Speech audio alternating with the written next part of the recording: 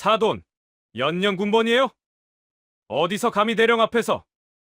여군 해봤자 부대에서 커피나 탔겠지 뭐. 정막이 흐르는 상견례 자리. 빳빳하게 풀을 먹인 대령 정복을 입고 거드름을 피우는 한 남자와 젖은 손등을 묵묵히 닦아내고 있는 수수한 차림의 여성이 있습니다. 여러분, 만약 여러분이 평생 키운 소중한 딸의 상견례 자리에서 사돈이 될 사람에게 이런 모욕을 당한다면 어떠시겠습니까?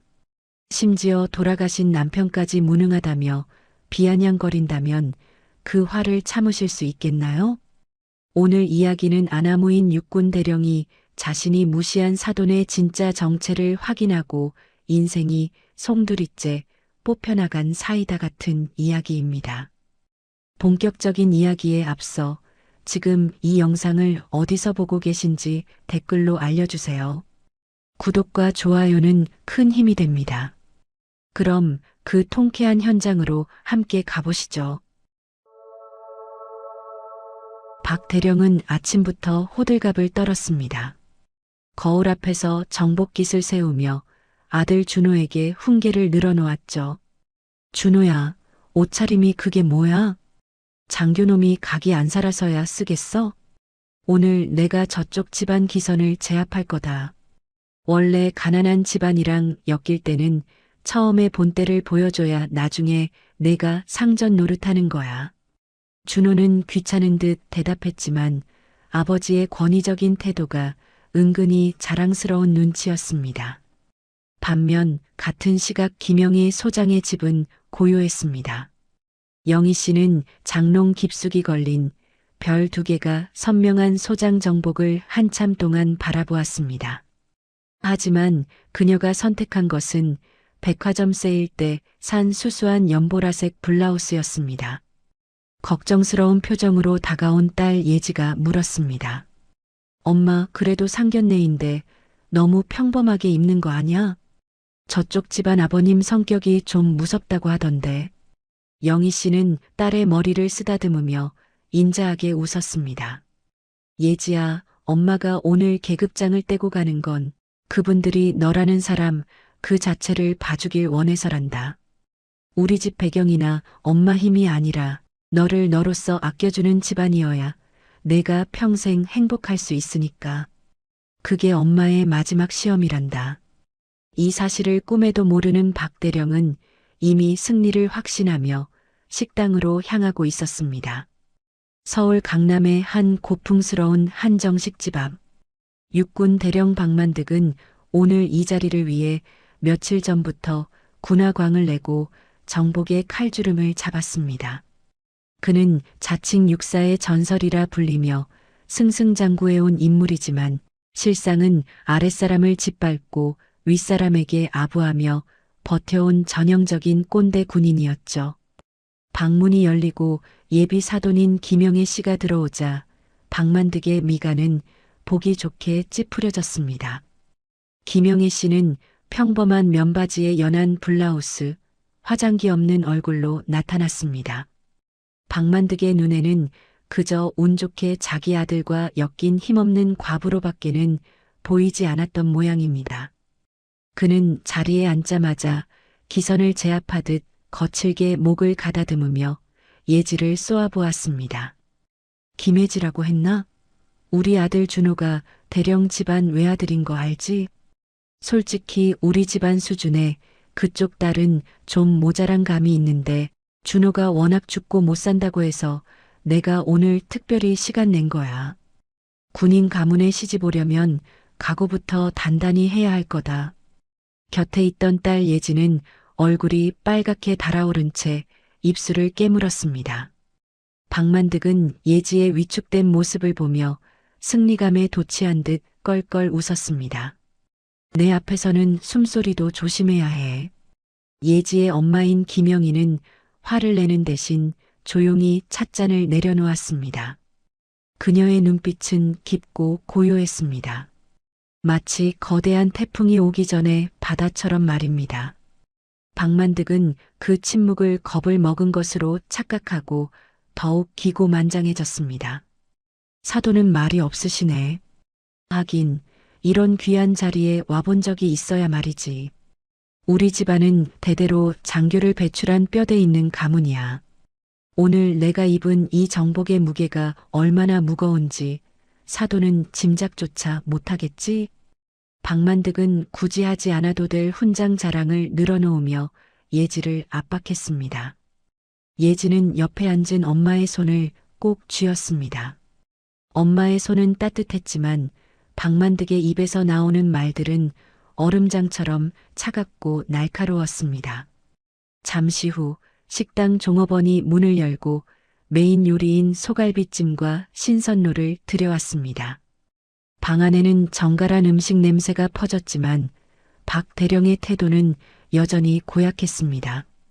그는 종업원이 그릇을 내려놓기가 무섭게 젓가락으로 음식을 헤집으며 핀잔을 주기 시작했습니다. 어이, 이거 고기가 왜 이렇게 질겨? 주방장 누구야? 내가 육군 대령 박만득인데 나를 이런 식으로 대접해도 되는 거야? 당황한 종업원이 연신 허리를 굽히며 사과했지만 박 대령은 들은 채도 않고 영희 씨를 향해 비릿한 웃음을 날렸습니다. 사돈, 이런 고급 한정식은 먹는 법도 격식이 있는 법인데 내가 좀 가르쳐 줄까? 하긴 이름 없는 여군으로 전역해서 연금 몇 푼 받는 처지에 이런 강남 한정식 메뉴가 입에나 맞겠어? 고기가 질겨도 귀한 줄 알고 많이 드시구먼. 김영애 씨는 대꾸 없이 조용히 젓가락을 들었습니다. 박 대령의 무례한 언행을 들으며 그녀의 머릿속에는 20년 전의 기억이 스쳐 지나갔습니다. 포탄이 쏟아지고 흙먼지가 앞을 가리던 최전방 작전구역. 당시 대위였던 영희 씨는 부상을 입은 부하를 업고 빗발치는 총탄 사이를 누볐습니다. 그때 그녀가 지키고자 했던 것은 계급의 위세가 아니라 부하들의 소중한 목숨이었습니다. 그 공로로 가슴에 달게 된 태극무 공훈장은 지금 그녀의 집 서랍장에 조용히 잠들어 있었죠. 이 남자는 군복의 무게를 모르는구나. 그저 남을 짓밟고 으스대는 도구로만 여기는군. 영희 씨는 묵묵히 음식을 씹으며 박 대령의 바닥을 지켜보았습니다. 분노보다는 서글픔이 앞섰습니다. 대한민국 군대의 기강을 책임지는 대령이라는 자가 사돈이 될 사람 앞에서 이토록 천박한 수준을 보여준다는 사실이에요. 하지만 박만득은 영희 씨의 깊은 인내를 겁을 먹은 것으로 단정지었습니다. 그는 이제 아예 대놓고 김영애 씨의 차림새를 훑어보며 비릿한 웃음을 지었습니다. 사돈, 오늘 차림새를 보니 우리 준호가 그동안 얼마나 과분한 대접을 해줬는지 알겠구먼. 아무리 남편 없이 혼자 키웠다지만 상견례 자리에 이런 식으로 나오는 건 예의가 아니지 않나? 애비 없이 커서 예절 교육이 엉망인 건 딸이나 엄마나 똑같구먼 그래. 그의 입에서 나온 애비 없는 자식이라는 말에 예지의 어깨가 크게 들썩였습니다. 예지는 엄마가 상처받았을까봐 겁이나 엄마의 눈치만 살피며 안절부절 못했죠. 하지만 박만득은 예지의 그런 반응을 즐기기라도 하듯 독설의 수위를 높였습니다. 여군 출신이라고 들었는데 군대에서 대체 뭘 배운 거야? 군복이나 제대로 입어봤을지 모르겠네. 여군 해봤자 부대에서 행정직이나 하면서 커피나 타고 설이나 만졌을 텐데 말이야. 내 밑에 있었으면 사도는 내 얼굴도 제대로 못 쳐다봤을 사람이야. 김영희는 여전히 침묵을 지키며 박만득의 폭언을 묵묵히 듣고만 있었습니다. 딸의 앞날을 망치고 싶지 않다는 마음과 상대의 밑바닥이 어디까지인지 확인하려는 인내심이었죠. 박만득은 영희의 인내를 무능함으로 치부하며 결정타를 날렸습니다. 딸내미 앞날 맞기 싫으면 결혼하고 나서 우리 집 파출부 노릇이라도 할 각오하슈. 그쪽 수준의 우리 집안이랑 엮이는 건 하늘이 도운 거니까. 내 밑에서 차나 타면서 군대 법도부터 다시 배워보는 게 어때요? 이건 단순한 무례를 넘어선 인격살인이었습니다.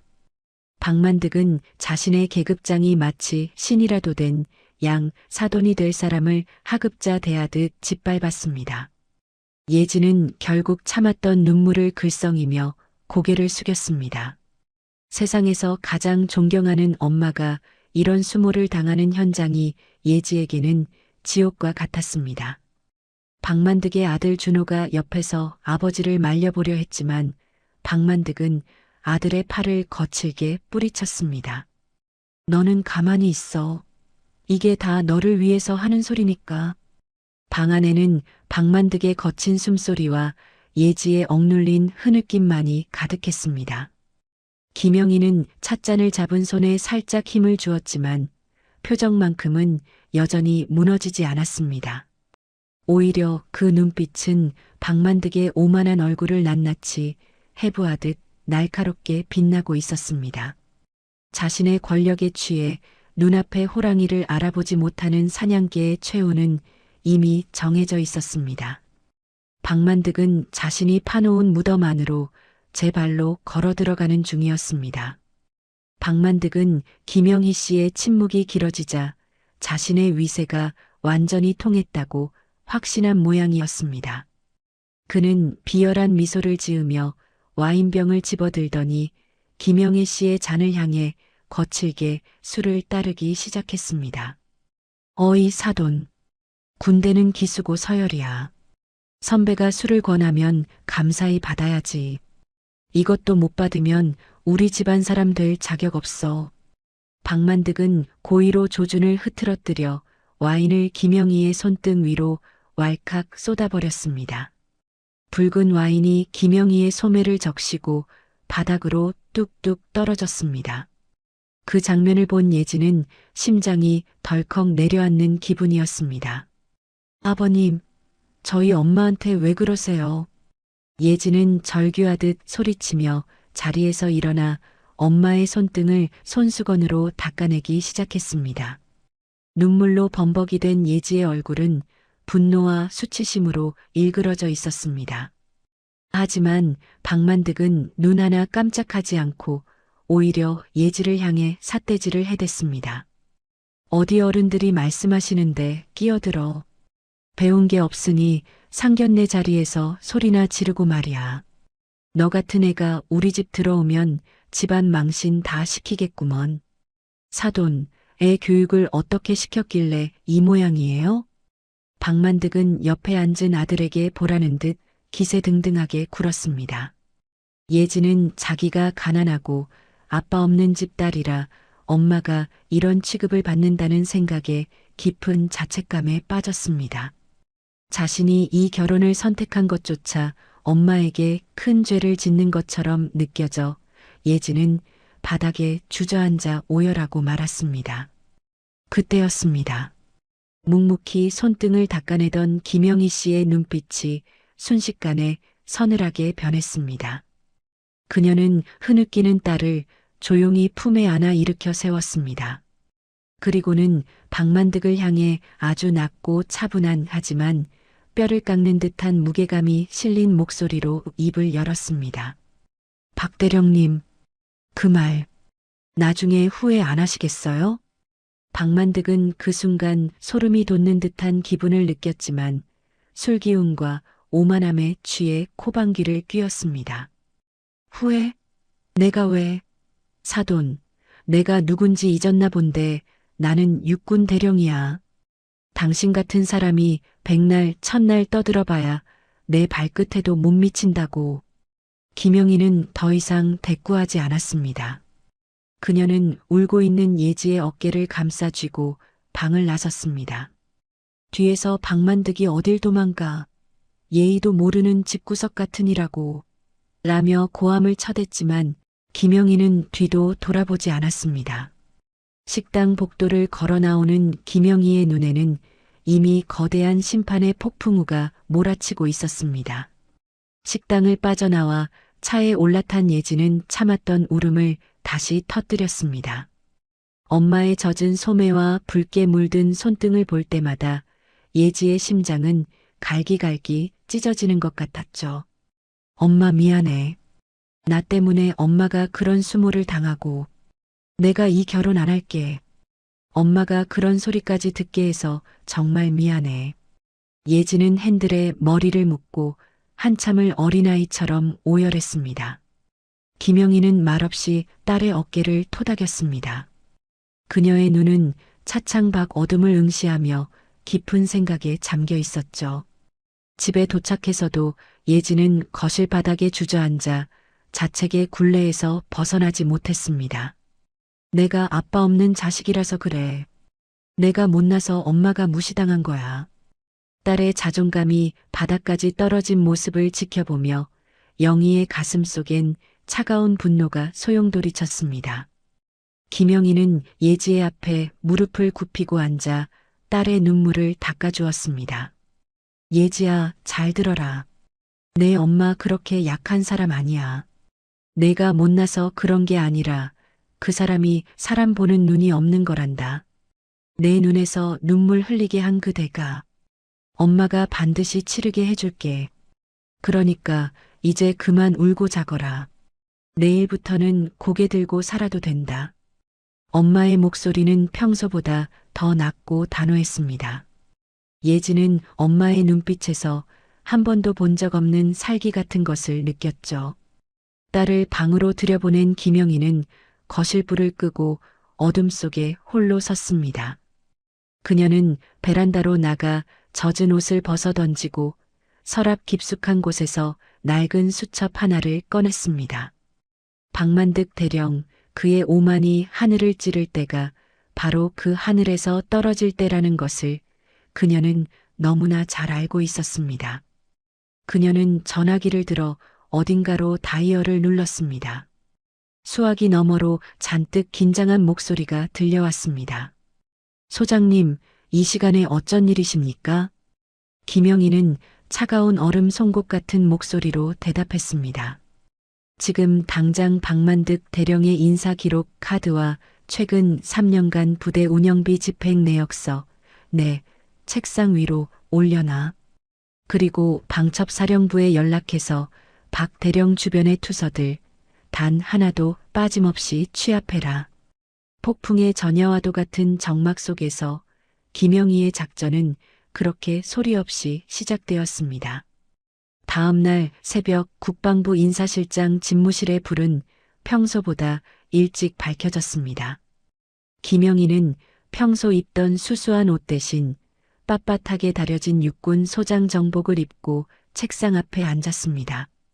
어깨 위에 내려앉은 두 개의 별이 아침 햇살을 받아 빛나고 있었습니다. 그녀의 책상 위에는 박만득 대령에 관한 두꺼운 서류 뭉치들이 산처럼 쌓여 있었습니다. 그녀는 안경을 고쳤으며 서류를 하나씩 넘기기 시작했습니다. 박 대령이 그동안 육사의 전설이라 자칭하며 은폐해온 추악한 진실들이 낱낱이 드러나고 있었죠. 부대 장병들의 식단 개선비를 빼돌려 자신의 장성 진급을 위한 로비 자금으로 사용한 정황, 자신의 지위를 이용해 당번병들을 사적인 집사처럼 부리며 온갖 갑질을 일삼은 기록들. 김 소장의 눈길이 머문 곳은 2년 전 발생한 한 병사의 사고 은폐 보고서였습니다. 박 대령, 자네가 사람 귀한 줄 모르고 날뛰는 이유가 여기 있었군. 김 소장은 나직하게 읊조리며 직속 부하인 감사과장을 호출했습니다. 잠시 후 집무실로 들어온 감사과장은 정복을 입은 김 소장의 기세에 눌려 마른 침을 삼켰습니다. 김 소장은 서류 뭉치를 툭 치며 차가운 명령을 내렸습니다. 박만득 대령, 이자가 연루된 모든 비리를 다시 조사해. 특히 병사 가혹행위와 공금 횡령건은 단 하나의 의혹도 남기지 말고 낱낱이 파헤쳐라. 방첩사령부와 협조해서 그동안 억울하게 덮였던 투서들도 전부 다시 열어보고. 감사과장은 의외라는 듯 물었습니다. 소장님, 박 대령은 이번 장성 진급 유력 후보 중 한 명 아닙니까? 갑자기 이렇게 대대적으로 조사하시면 군 내부 반발이 있을 수도. 김영희은 서류에서 눈을 떼지 않은 채 대답했습니다. 내 딸 눈물 흘리게 한 대가가 뭔지 똑똑히 보여줄 생각이니까 토 달지 말고 진행해. 이건 개인적인 복수가 아니라 우리 군에서 이런 오물 같은 자를 걸러내는 공적인 정화 작업이다.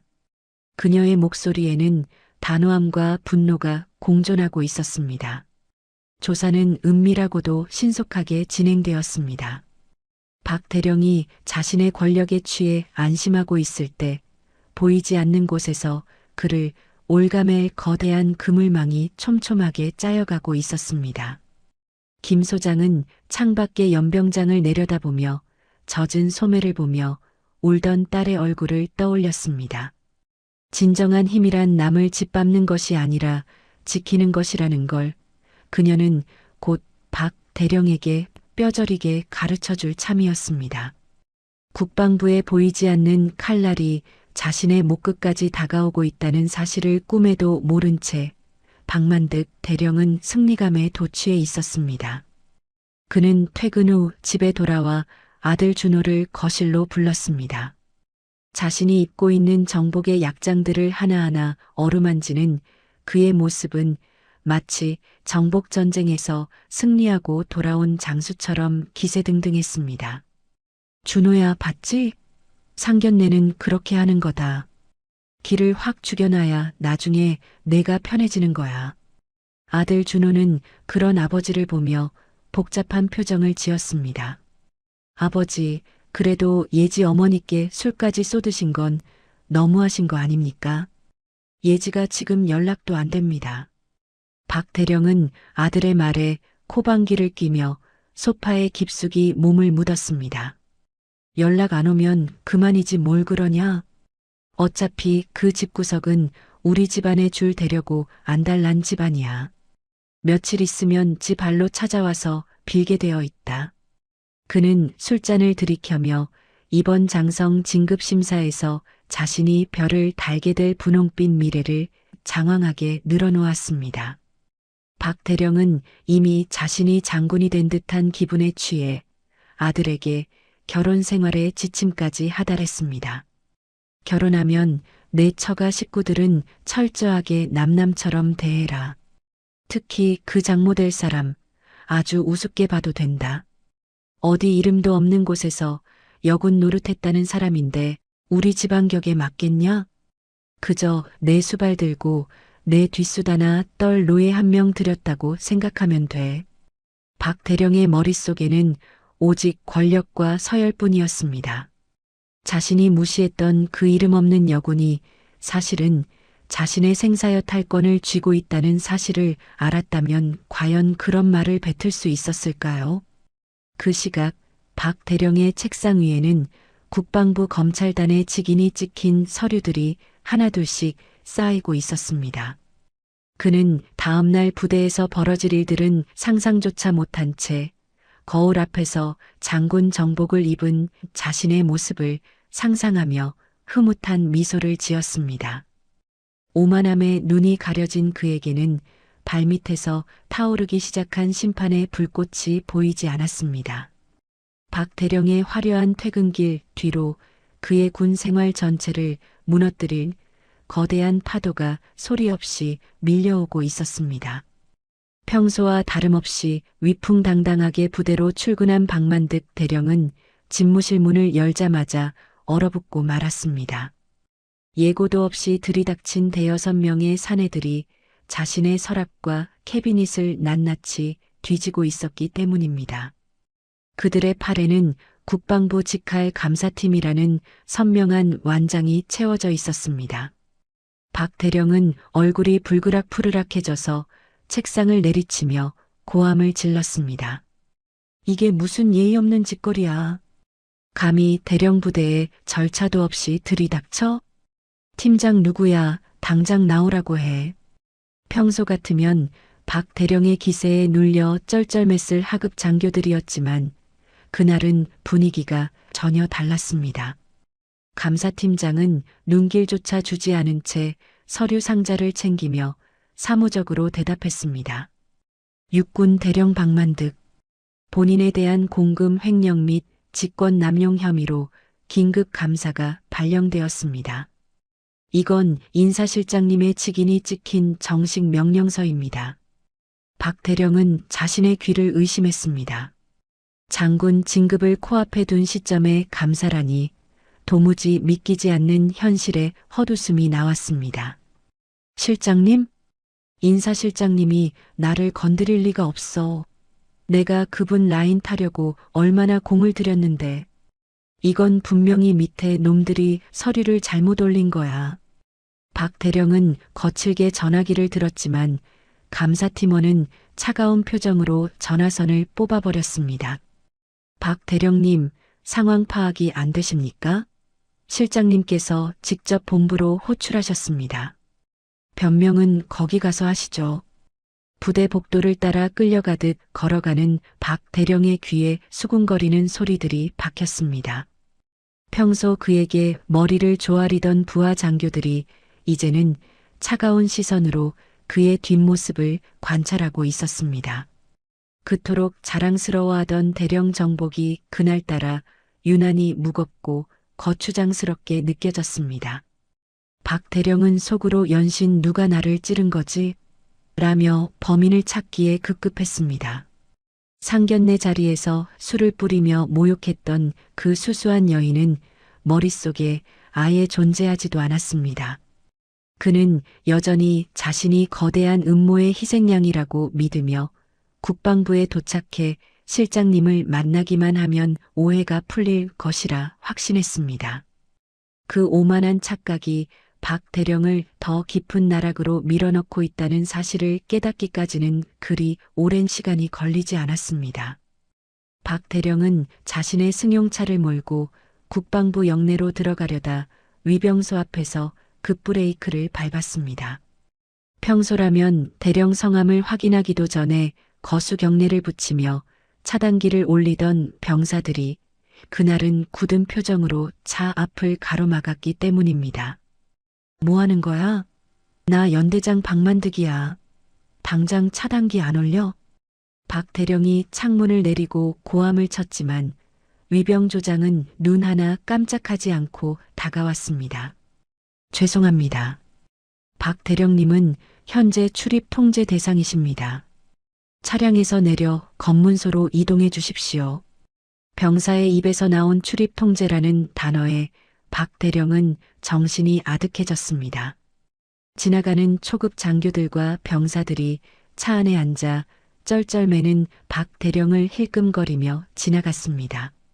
평생 부하들을 벌레 보듯 무시하며 살아온 그에게 병사들 앞에서 당하는 이 검문은 죽기보다 더한 치욕이었습니다. 결국 박 대령은 차량에서 내려 헌병들의 인도에 따라 검문소 안으로 들어갔습니다. 아, 너 내가 누군지 몰라? 나 이번에 별 다는 사람이야. 이거 다 과잉 충성인 거 알지? 나중에 내가 정식으로 문제 삼으면 너희들 무사할 줄 알아? 박 대령은 끝까지 허세를 부리며 삿대질을 멈추지 않았습니다. 하지만 헌병은 묵묵히 박 대령의 주머니를 뒤져 영관급 신분증을 압수하고 트렁크까지 낱낱이 뒤졌습니다. 트렁크 안에서는 그가 부대 예산을 빼돌려 구매한 고가의 골프채 가방과 양주 박스들이 쏟아져 나왔습니다. 이거는 내가 개인적으로 산 거야. 건드리지 마. 박 대령이 다급하게 변명했지만 헌병들은 모든 물품을 증거물로 압수하며 사진을 찍었습니다. 위병소 바닥에 굴러다니는 골프채들과 그 앞에 초라하게 서 있는 박 대령의 모습은 지나가는 모든 이들의 구경거리가 되었습니다. 자신이 왕처럼 군림하던 부대의 문턱에서 그는 이미 날개 꺾인 가련한 짐승에 불과했습니다. 검문소를 거쳐 국방부 본관 안으로 들어선 박 대령의 등은 식은땀으로 축축하게 젖어 있었습니다. 그는 지푸라기라도 잡는 심정으로 복도 끝에서 걸어오는 육사동기이자 사단장인 이 소장을 발견하고 반갑게 달려갔습니다. 어이, 이 소장. 나야 만득이. 지금 뭔가 착각이 있는 모양인데 자네가 위에서 말 좀 잘해줘. 내가 지금 말도 안 되는 감사를 당하고 있단 말일세. 평소라면 어깨를 치며 농담을 주고받았을 이 소장이었지만 그는 박 대령이 다가오자마자 마치 더러운 오물이라도 본 듯 질색하며 뒤로 물러섰습니다. 박 대령, 자네 제정신인가? 지금 어디라고 함부로 아는 척을 해? 자네 사건 이미 군 상부까지 보고 다 끝났어. 도대체 누굴 건드렸기에 이 난리가 난 건가? 이 소장의 싸늘한 반응에 박 대령은 망치로 머리를 맞은 듯 멍해졌습니다. 아니, 누굴 건드리다니? 내가 누구한테 잘못한 게 있다고. 나는 그저 장군 진급 심사 준비하고 사돈이랑 상견례 한 게 전부야. 박 대령이 억울함을 호소하며 매달렸지만 이 소장은 그의 손을 거칠게 뿌리쳤습니다. 상견례? 자네 설마 그 자리에서 사고 친 건가? 지금 인사실장님이 직접 자네 기록을 뒤지고 계신다는데 감히 실장님 라인 운운하며 사고를 쳐? 자네는 이제 끝이야. 다시는 나한테 전화하지 마. 이 소장은 박 대령을 전염병 환자 피하듯 서둘러 자리를 떠났습니다. 복도에 홀로 남겨진 박 대령은 다리에 힘이 풀려 주저앉을 뻔했습니다. 주변에서 자신을 향해 꽂히는 수군거림과 경멸 어린 시선들이 비수처럼 가슴에 박혔습니다.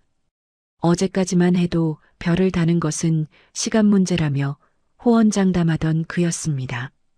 하지만 지금 그에게 남은 것은 조롱 섞인 시선과 언제 벗겨질지 모르는 대령 계급장뿐이었습니다.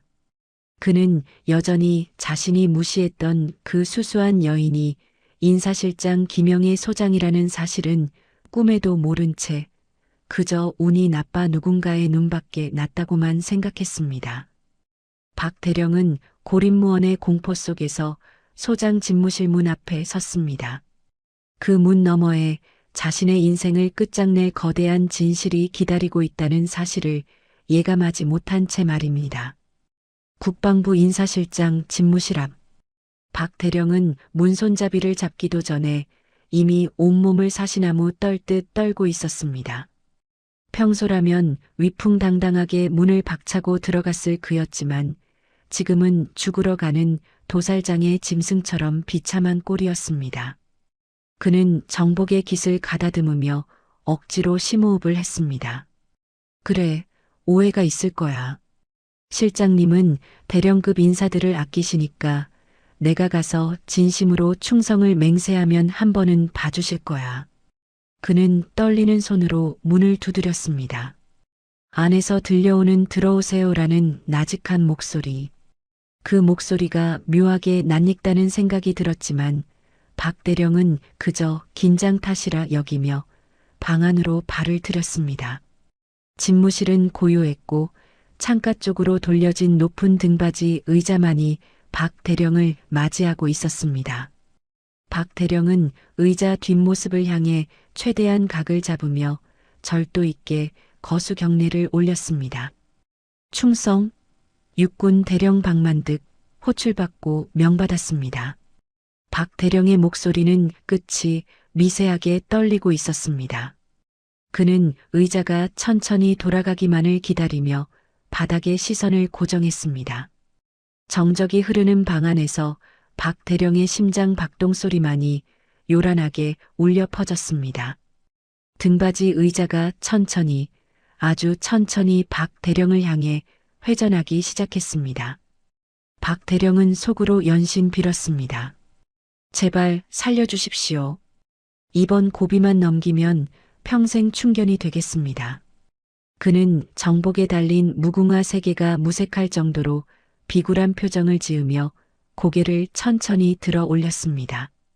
의자가 완전히 돌아가고 마침내 국방부 인사실장의 얼굴이 드러나는 순간이었습니다. 박 대령은 그 자리에 박힌 듯 굳어버렸습니다. 눈앞에 앉아 있는 사람은 그가 상상했던 중엄한 노장군이 아니었습니다. 그곳에는 며칠 전 상견례 자리에서 자기가 파출부 노릇이나 해라라며 술을 뿌리고 모욕했던 예비사돈 김영희 씨가 앉아 있었습니다. 하지만 그녀는 더 이상 수수한 블라우스 차림의 아줌마가 아니었습니다. 어깨 위에 서슬 퍼렇게 빛나는 두 개의 별, 그리고 가슴팍에 선명하게 빛나는 태극무공 훈장. 대한민국 여군 중 단 한 명뿐인 육군 소장 김영애 실장이 호랑이 같은 눈빛으로 박 대령을 꿰뚫어 보고 있었습니다. 박 대령은 비명조차 지르지 못한 채 입을 벌리고 뒤로 물러나다 벽에 부딪히고 말았습니다. 바닥에 넙죽 엎드린 박 대령의 이마에서 식은 땀이 비오듯 쏟아져 카펫을 적셨습니다. 장군님, 제가 눈이 멀었습니다. 제발 한 번만 선처해 주십시오. 제가 사돈 어르신인 줄 꿈에도 모르고. 아니, 김 장군님인 줄 알았으면 제가 어찌 그런 불충을 저질렀겠습니까?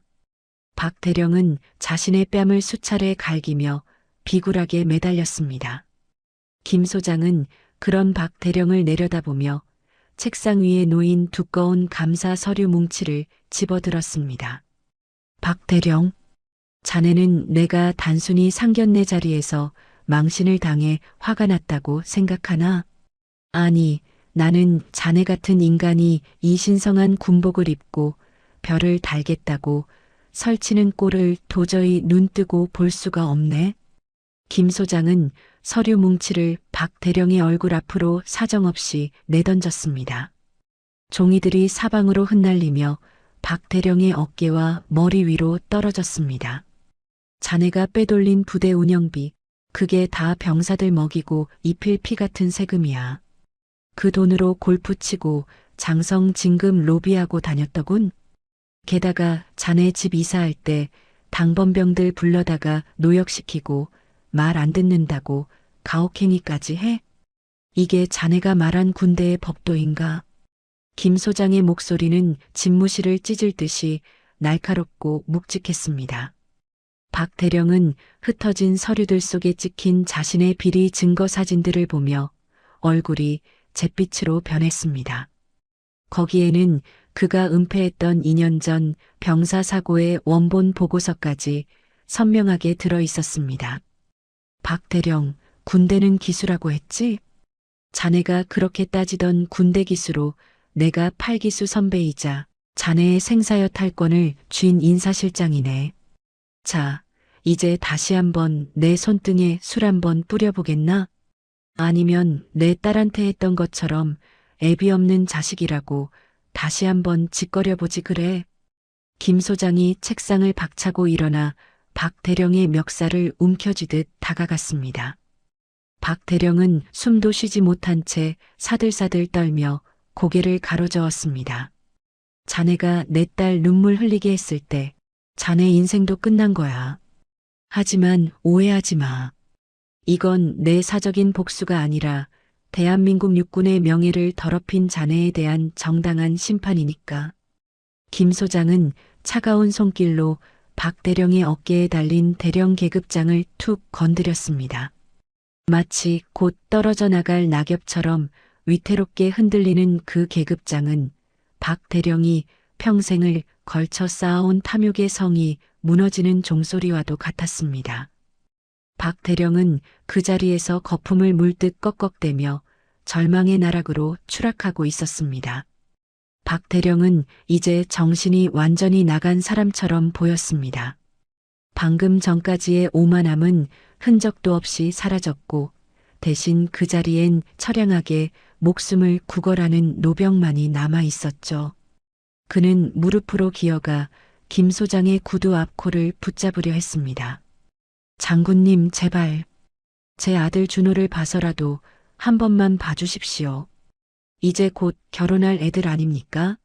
제가 옷 벗고 조용히 시골 내려가서 죽은 듯이 살겠습니다. 제발 구속만은, 군 교도소만은 면하게 해주십시오. 김 소장은 자신의 구두를 붙잡으려는 박 대령의 손을 차갑게 걷어찼습니다. 그녀의 눈에는 연민 대신 혐오가 가득했습니다. 자네 아들, 자네가 상견례 자리에서 내 딸 예지에게 뭐라고 했는지 기억하나? 애비 없이 커서 예절 교육이 엉망이라고 했지? 자네가 내 딸의 가슴에 대못을 박을 때 그 아들의 앞날은 자네 스스로가 망친 거야. 김 소장은 책상 위에 인터폰을 눌렀습니다. 헌병대 들어와. 문이 열리고 건장한 헌병 대원들이 집무실로 들이닥쳤습니다. 박 대령은 비명을 지르며 바닥을 긁었습니다. 아닙니다. 이건 음모입니다. 장군님, 한 번만 더 생각해 주십시오. 그는 끌려나가지 않으려고 소파 다리를 붙잡고 버텼지만 헌병들의 완력 앞에서는 속수무책이었습니다. 박 대령, 군인은 명예로 살고 명예로 죽는 법이네. 하지만 자네는 명예 대신 탐욕을 택했고 권위 대신 갑질을 휘둘렀지. 자네가 군 교도소에서 보낼 시간은 자네에게 짓밟혔던 수많은 병사와 그 부모들의 눈물값이라고 생각하기에. 김 소장의 마지막 선고가 집무실을 울렸습니다. 박 대령의 정복 상의가 헌병들에 의해 엉망으로 흐트러졌습니다. 그토록 광을 내던 구두는 바닥에 끌려 볼품없이 긁혔고 그가 그토록 목숨 걸고 지키려 했던 대령 계급장은 복도 바닥에 떨어져 뒹굴었습니다. 복도에 모여있던 장교들은 그 광경을 차가운 침묵으로 지켜보았습니다. 어제까지 부하들을 종처럼 부리며 호령하던 자의 끝은 그가 뿌린 술만큼이나 비릿하고 비참한 최후였습니다. 박 대령이 헌병대에 압송되었다는 소식은 군 내부를 넘어 삽시간에 퍼져나갔습니다. 국방부 검찰단의 수사는 정격적이었고 자비가 없었습니다. 그가 수년간 부대 급식비와 피복비를 빼돌려 조성한 비자금의 규모가 드러날 때마다 시청자들의 분노는 극에 달했죠. 박 대령은 결국 횡령과 직권남용 그리고 부대 내 가혹행위 은폐 혐의로 구속 수감되었습니다. 하지만 파멸은 거기서 끝이 아니었습니다. 박 대령의 아들 준호중이 역시 아버지의 그늘에서 자유로울 수 없었습니다. 부대 내에서는 이미 그가 인성 쓰레기 대령 아들이라는 사실이 파다하게 퍼졌고 평소 그가 아버지의 권세를 믿고 동료들에게 부렸던 거드름 또한 부메랑이 되어 돌아왔습니다. 준호는 예지에게 수백 번 전화를 걸고 집 앞까지 찾아가 무릎을 꿇었지만 예지는 단 한 번도 문을 열어주지 않았습니다. 예지야, 내가 잘못했어. 우리 아버지가 하신 일 내가 대신 사죄할게. 제발 한 번만 만나줘. 준호가 문 밖에서 오열하며 외쳤지만 안에서 들려온 것은 예지의 차가운 목소리였습니다. 준호 씨, 당신 아버지가 우리 엄마한테 쏟은 건 술이 아니라 우리 엄마가 평생 지켜온 명예였어.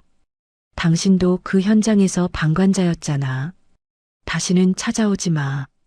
준호는 결국 군 생활을 지속하지 못하고 스스로 사표를 제출했습니다. 아버지는 감옥에 가고 아들은 불명예 전역을 하게 된 이 집안의 몰락은 한순간이었습니다. 박 대령의 아내 역시 평소 부대 근처에서 사모님 소리를 들으며 군인 가족들에게 행패를 부려왔던 전력이 드러나 이웃들에게 철저히 외면당했습니다.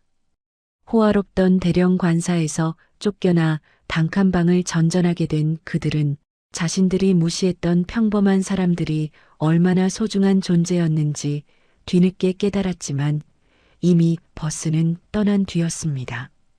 남의 자식 가슴에 눈물 흘리게 한 대가는 이토록 처절하고도 가혹했습니다. 박 대령은 차가운 감옥 창살 너머를 보며 자신이 상견례 날 했던 말들을 떠올렸겠지만 이미 돌아갈 수 없는 강을 건넌 뒤였습니다.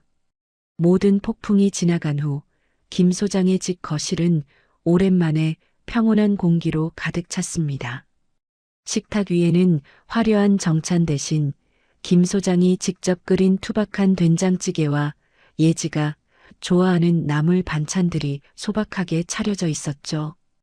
정복을 벗고 다시 수수한 면 티셔츠 차림으로 돌아온 김 소장은 더 이상 군의 실권자가 아닌 그저 인자한 엄마의 모습이었습니다. 예지는 밥을 먹다 말고 엄마의 손등을 가만히 내려다보았습니다. 박 대령이 뿌린 와인에 붉게 물들었던 그 자리는 이제 흔적도 없이 깨끗해졌지만 예지의 마음 한구석에는 여전히 미안함이 남아 있었죠. 엄마, 사실 나 그때 너무 무서웠어. 나 때문에 엄마가 평생 쌓아온 공든 탑이 무너질까봐. 나 정말 못난 딸이지? 예지의 말에 김 소장은 숟가락을 내려놓고 딸의 손을 따뜻하게 맞잡았습니다. 예지야, 엄마가 군복을 입고 별을 단 이유는 너 같은 사람들이 당당하게 살 수 있는 세상을 만들기 위해서였단다. 계급은 남을 짓밟으라고 주는 게 아니라 지켜야 할 사람을 지키라고 국가가 잠시 맡겨준 도구일 뿐이야. 그러니 이제 그 일은 가슴에서 다 털어버려라. 너는 그 어떤 대령 집안보다 훨씬 귀하고 멋진 내 딸이니까. 엄마의 진심 어린 위로에 예지의 눈가에 다시금 눈물이 맺혔지만 이번에는 슬픔이 아닌 안도와 자부심의 눈물이었습니다. 두 사람은 서로를 마주보며 환하게 웃음을 터뜨렸습니다. 창밖으로 보이는 밤하늘에는 박 대령이 그토록 갈망하던 탐욕의 별 대신 정직하고 성실하게 살아가는 사람들을 비추는 은은한 별빛들이 가득했습니다. 엄마, 우리 내일은 시장 가서 맛있는 거 더 많이 사오자. 내가 엄마 좋아하는 갈비찜 해줄게. 예지의 밝은 목소리가 집안 가득 울려 퍼졌습니다. 진정한 권위는 계급장에서 나오는 것이 아니라 소중한 사람을 지키려는 용기와 사랑에서 나온다는 사실을 깨달은 모녀의 밤은 그렇게 깊어갔습니다. 아기는 제 발등을 찍어 무너졌고 선한 이들은 다시 일어서 내일을 준비하는 인과응보의 완벽한 마무리였습니다. 여러분, 오늘 이야기 어떠셨나요? 자신이 가진 계급장 하나를 믿고 타인의 인격을 짓밟았던 한 남자의 비참한 최후를 보며 많은 생각이 드셨을 겁니다. 이 이야기는 단순한 복수극을 넘어 우리 사회에서 진정한 어른의 품격이 무엇인지를 다시금 생각하게 합니다. 우리가 인생을 살다 보면 때로는 박 대령처럼 작은 권력을 쥐게 될 때도 있고 때로는 김 소장처럼 자신의 힘을 숨겨야 할 때도 있습니다. 하지만 분명한 것은 진짜 실력자는 자신을 드러내어 과시하지 않는다는 사실입니다. 벼는 익을수록 고개를 숙인다는 옛말처럼 진정한 권위는 남을 굴복시킬 때가 아니라 타인을 포용하고 지킬 때 비로소 완성되는 법이지요. 또한 이번 사연은 우리에게 말의 무게에 대한 교육적인 교훈도 줍니다. 박 대령이 내뱉은 독설은 결국 부메랑이 되어 자신의 가족과 인생을 송두리째 파괴했습니다. 내가 무심코 던진 비수가 언젠가 나를 향해 돌아올 수 있다는 사실, 그리고 내 자식의 앞날을 지키는 가장 큰 유산은 부모가 쌓은 덕이라는 것을 우리는 잊지 말아야 합니다. 지금 혹시 누군가에게 부당한 대우를 받고 계신가요? 오늘 김 소장이 보여준 당당함과 인내를 기억하세요. 정의는 반드시 승리하며 선한 끝은 반드시 있다는 인과응보의 진리는 시대를 불문하고 변하지 않습니다. 구독과 좋아요는 이런 정의로운 이야기를 계속해서 전해드리는데 정말 큰 힘이 됩니다. 오늘도 끝까지 시청해주셔서 감사합니다.